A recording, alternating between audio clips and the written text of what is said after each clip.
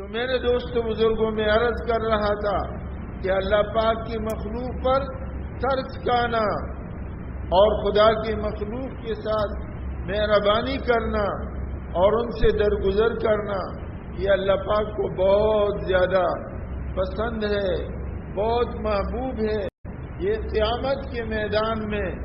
اللہ کی بخشش کا ذریعہ بنتا ہے، دنیا میں اللہ کی رحمتوں کا دروازہ کھولتا ہے۔ شیخ الحدیث صاحب رحمۃ اللہ علیہ نے فضائل صدقات میں واقعہ لکھا ہے۔ ایک آدمی تھا، اس کا اور کوئی خاص عمل نہیں تھا، اس آدمی کا کوئی خاص عمل نہیں، مگر اس میں ایک خوبی تھی، تو مالدار صاحب حیثیت لوگوں کو قرض دیتا تھا، لوگوں کو قرض دیا کرتا تھا، لیکن اپنے ملازمین سے کہا ہوا تھا، جیسے اس کو یاد نہیں ہے، کاپی میں لکھا ہوا ہے، بھائی جب وقت آ جائے تو اس کا ملازم منیجر جو بھی ہے وہ جا کے مطالبہ کرے۔ تو ان سے انہوں نے یہ بات کہی ہوئی تھی کہ دیکھو تم جب قرض مانگنے جاؤ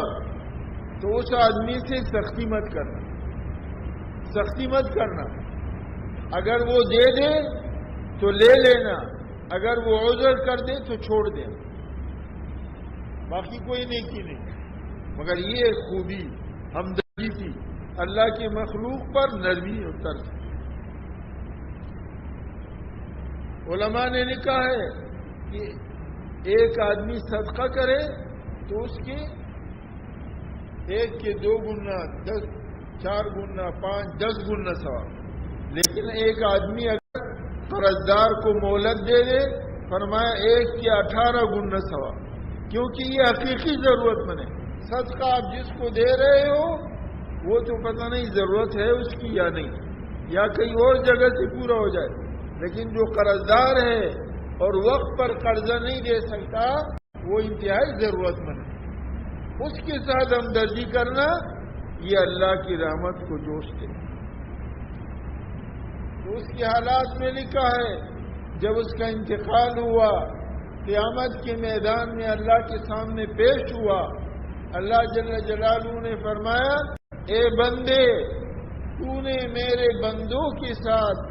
دنیا میں نرمی کا معاملہ کیا، رحم کا معاملہ کیا، ان کے ساتھ سختی کا معاملہ نہیں کیا، آج تو میرے پاس آیا ہے،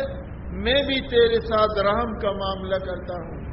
سختی کا معاملہ نہیں، ترس کا معاملہ کرتا ہوں، جاؤ میں نے آج تجھے بخش دیا۔